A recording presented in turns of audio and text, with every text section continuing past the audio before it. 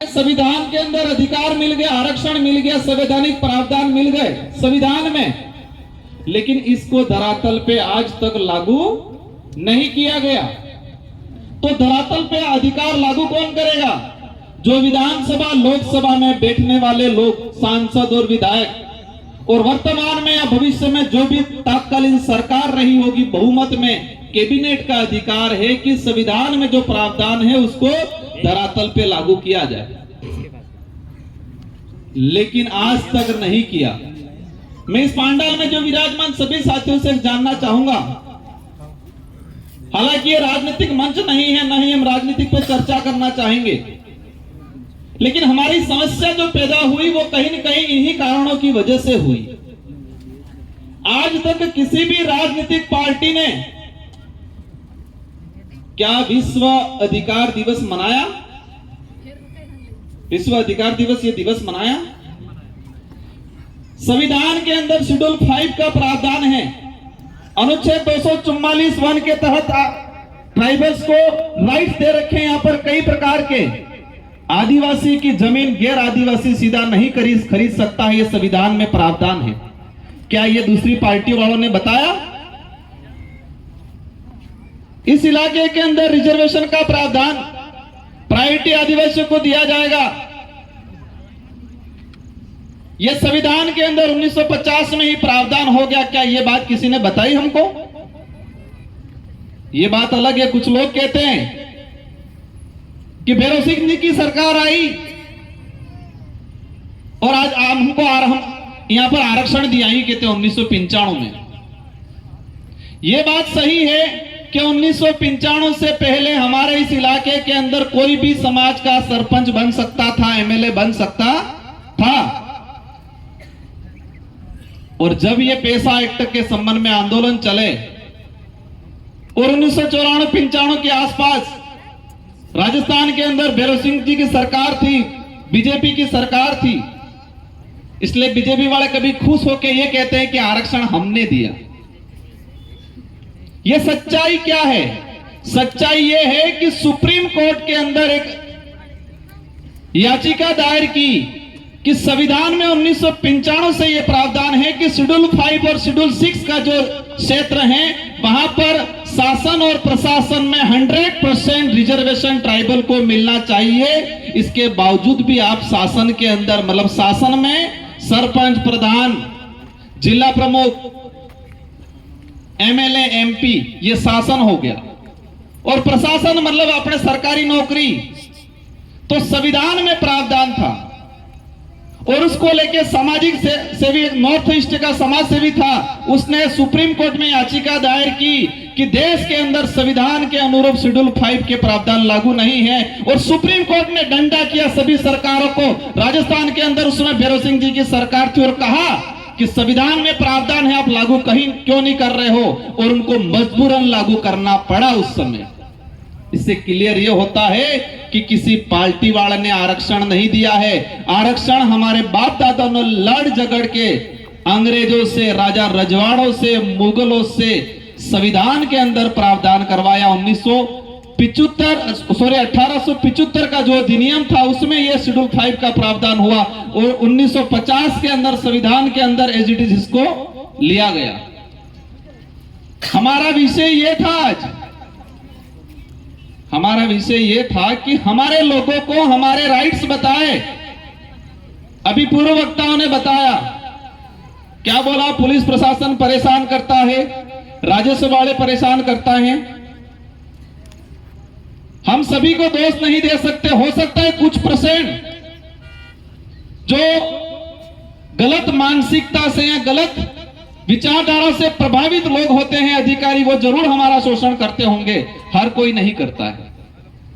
तो उसको लेके भी कहना चाहूंगा, हमारा राइट से अधिकार ये है। पैसा एक्ट, पैसा एक्ट में यह स्पष्ट कर रखा है कि 2 साल तक की सजा वाला कोई भी मामला संबंधित थानेदार सीधा थाने में मुकदमा दर्ज नहीं कर रहे, ये पैसा एक्ट में प्रावधान कर रखा है। 2 साल की कम सजा वाला छोटा मोटा मामला अगर कोई भी आदमी सीधा थाने में जाए तो संबंधित जो जांच अधिकारी है वो पैसा एक्ट की जो हमारी ग्राम सभा है उस ग्राम सभा को भेजेगा। ग्राम सभा पहली प्रायोरिटी देगी कि आपसी समझौता हो। यह कानून में लिखा हुआ है, पैसा एक्ट में लिखा हुआ है। ये बात कोई नेता बता रहे हैं, दूसरी पार्टी वाले बताते हैं। अब इस बात को करने के लिए हम आए थे यहां, संविधान की 5वीं अनुसूची के प्रावधान को बात करने आए थे।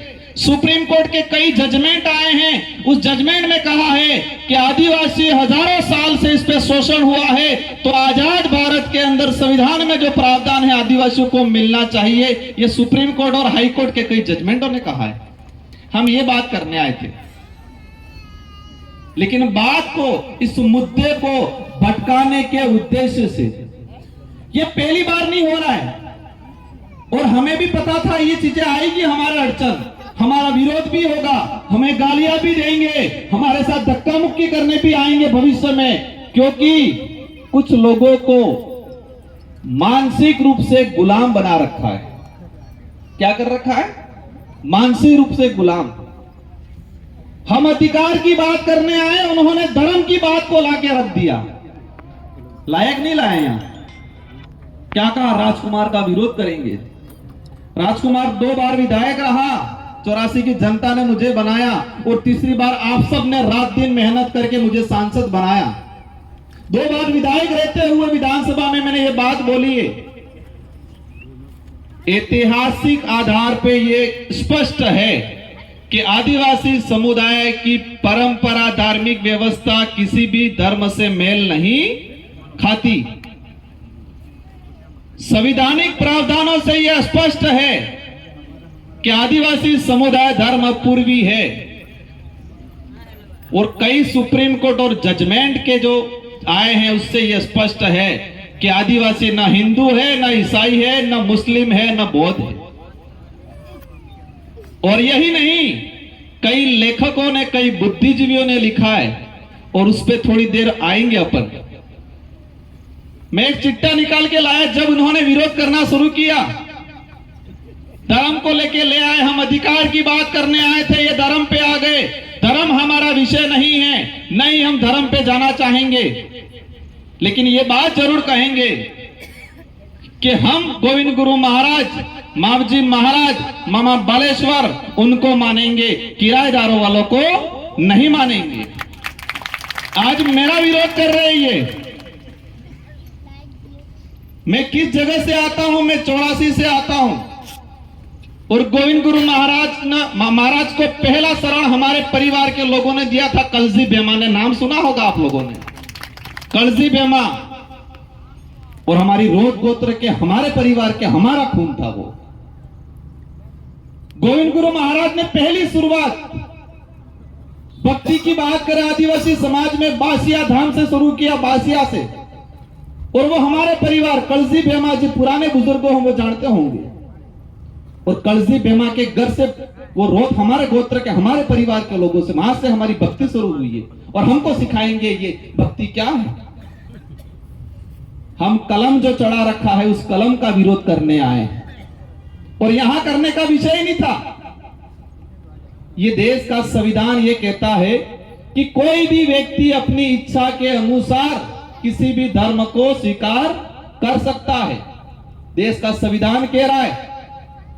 और इस देश के इतिहास में पहला उदाहरण भीमराव अंबेडकर जी ने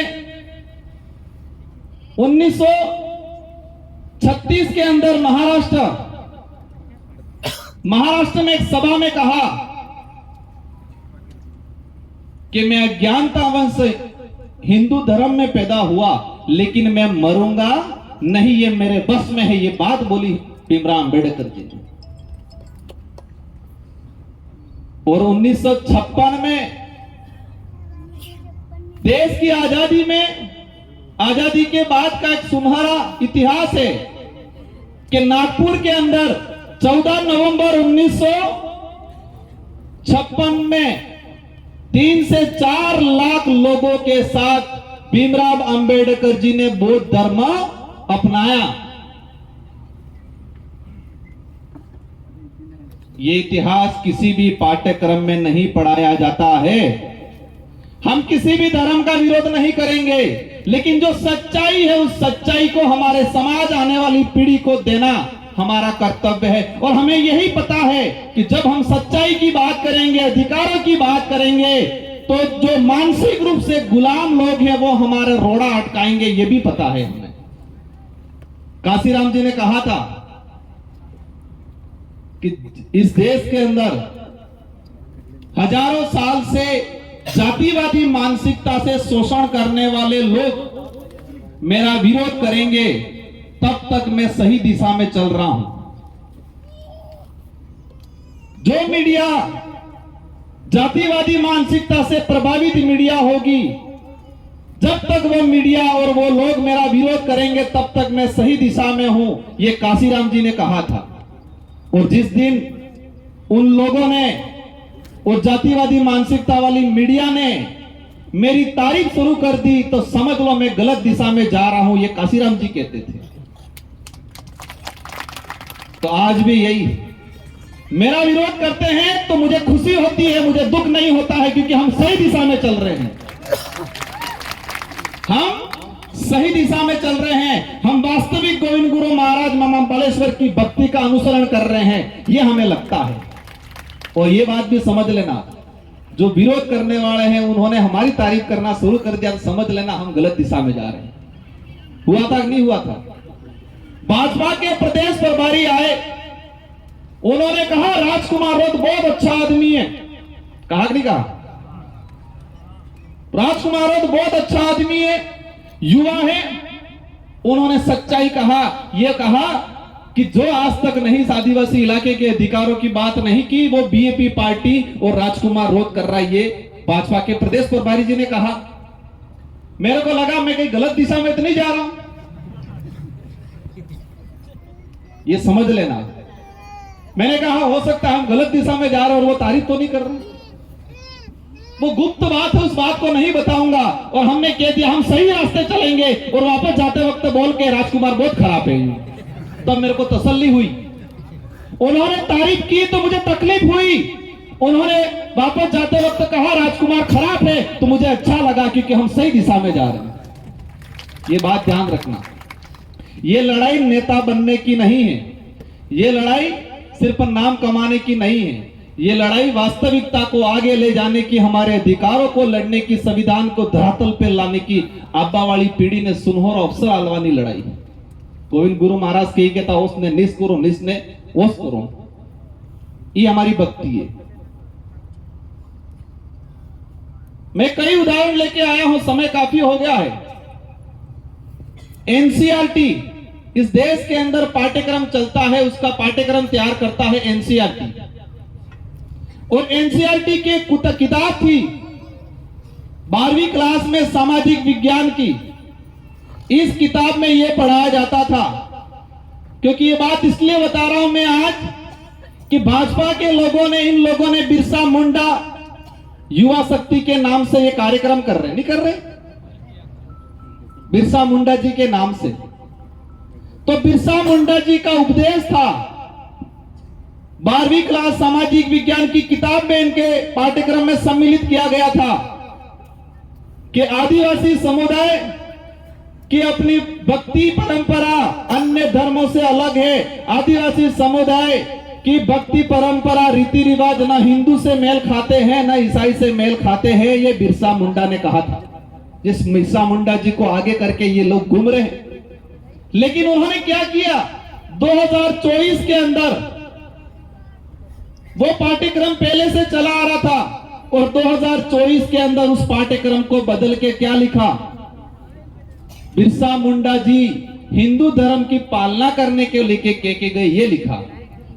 लेकिन वो पाठ्यक्रम जो पहले चल रहा था, वो इतिहास हमारे पास है।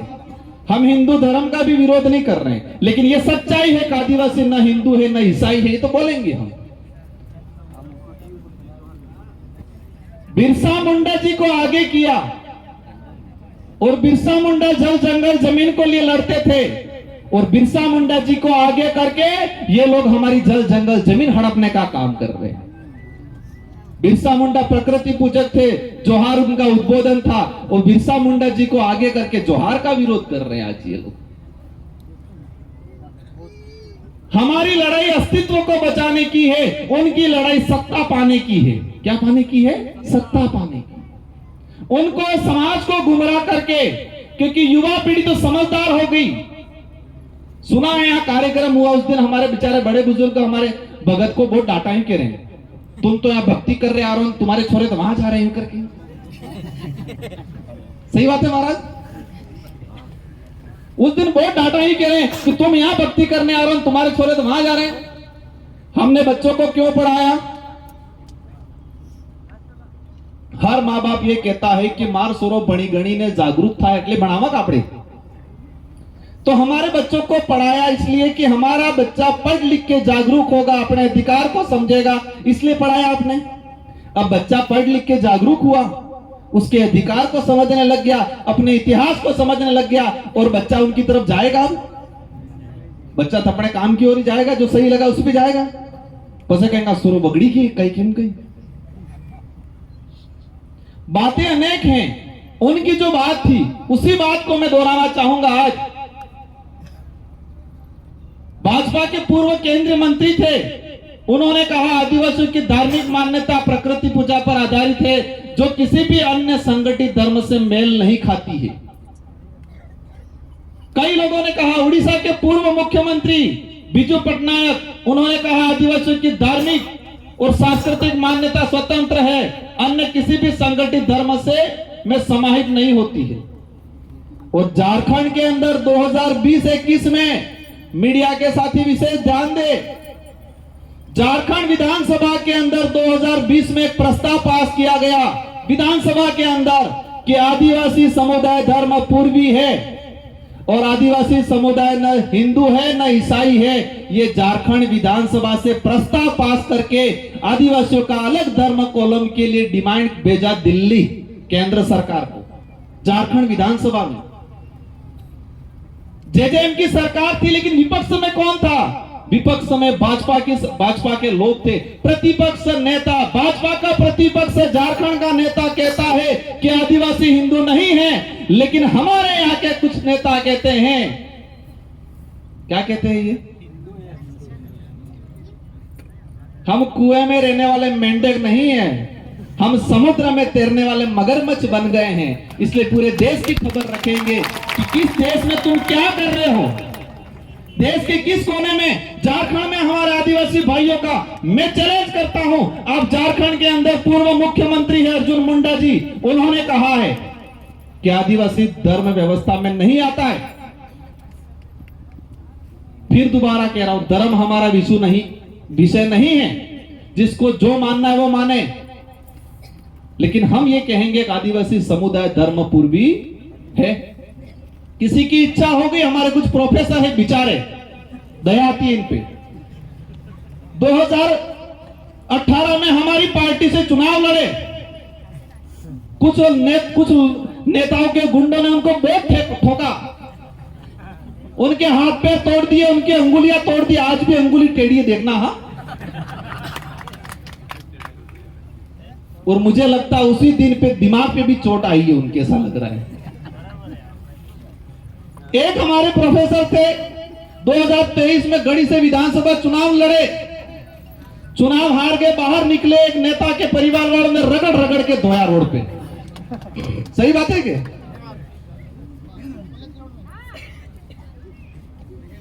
फिर भी वो कहां जाके चले गए? जिनको रगड़ रगड़ के उनको मारने वाले थे वही घुसे। तो उस दिन से इनके दिमाग पे चोट आई है। इसलिए बेचारे हमारे साथी कह रहे थे हमको कहीं नहीं उलझना है, वो बेचारे हैं, इन पे दया करनी है। समाज क्या सोचता था आप अपने अस्तित्व के लिए। एक प्रोफेसर साहब कुछ पहले दिन तो कह रहे थे कि आदिवासी किसी धर्म में नहीं आता, और आज कह रहे हैं कि वर्ण व्यवस्था में। आप मानो कोई दिक्कत नहीं, आप सूत्र में जाके मानो, हमें कोई दिक्कत नहीं है। आपको अच्छा लग रहा है जो धर्म मानो, हम विरोध नहीं कर रहे हैं। यहां पर भी जो बैठे हम किसी को ये पाबंद नहीं कर रहे हैं, जिसको कि इस देश का संविधान आजादी देता है प्रत्येक व्यक्ति को। आज देश के अंदर हम देख रहे हैं ये सारा खेल है दिमाग का। कुछ विचारधारा ने ये किया, आदिवासी समुदाय को इनको कमजोर करना है, दलित को कमजोर करना है, माइनॉरिटी को कमजोर करना है, तो उनको आपस में लड़ाओ। और आपस में लड़ाने का एक साधन देखा उन्होंने, धर्म। मानसिक गुलामी सबसे बड़ी गुलामी होती है। और मैं कई बार कहता हूं, मानसिक विकलांगता, एक आदमी थे कि पोख थे कि विकलांग रहे, आपने देखा है विकलांग है, देखा कि नहीं देखा है। और एक दिमाग थे कि विकलांग कहवाए, ये देखा है आपने नहीं देखा है। तो कुछ विचारधारा आरएसए जैसे संगठनों ने हमारे समाज के कुछ लोगों को दिमागी रूप से विकलांग करके छोड़ दिया है। और जो दिमाग से विकलांग है, ये हम में से बला ढहा बुजुन लड़वा आवे, बड़द बुजुन। ये उदाहरण मैं बार बार देता हूं, उसको आज भी दूंगा मैं, क्योंकि कोणाक बड़द आवी के तवेला के अपने जब बारिश का समय आता है तो पेलो डाहो थोड़ा खाइन काटो था, अपने बड़द इनके डाहो के बड़द अब काटो थाइन पसे डाहा डाहा बड़द बड़द लड़ाई से की तेने हेंगड़ो भांगे कि नहीं भांगे। अब हेंगड़ो भांगी जाए, साटा गाड़ी पड़े, तेरा कीड़ा पड़ी थे यार दिमाग में हो पड़े कीड़ा, तो कीड़ा पड़वा बाद भी बड़द ने कई फर्क नहीं पड़े, खा એટલે खाए सारे એટલે सारे आपड़े और आकत और भी फरे ओले। लेकिन घर तणी विचार करता है, मालिक विचार करता है कि मेरे बड़द के दिमाग में कीड़े भर गए हैं, कल उठा के इस बड़द को नुकसान होगा, इस बड़द का इलाज कराना पड़ेगा। फिर डॉक्टर ढूंढता है, वो फिर डॉक्टर लाता है, उस बड़द को व्यवस्थित जो काटो रोकड़ू में मादी नहीं मादी, खोटे मादी बराबर बेचा टाचा है, खोटे मादी हिंगड़ो मादी पसे डॉक्टर ने हाथे डॉक्टर बराबर पहले रुई गाली में सफाई करे, कीड़ा काढ़े। वो डॉक्टर बड़द बेन बे पोके ठेके कीड़ा काढ़ी पसे दवाई नाके फिर डुसो कर अंदर पैक करे, बड़द बेन बे पोके ठेके, ठीक है नहीं ठीक है। फिर वो बड़द उस मालिक और उस डॉक्टर को दुश्मन की तरह देखता है और बार बार दौड़ के मारने जाता है। लेकिन उस बेचारे मालिक और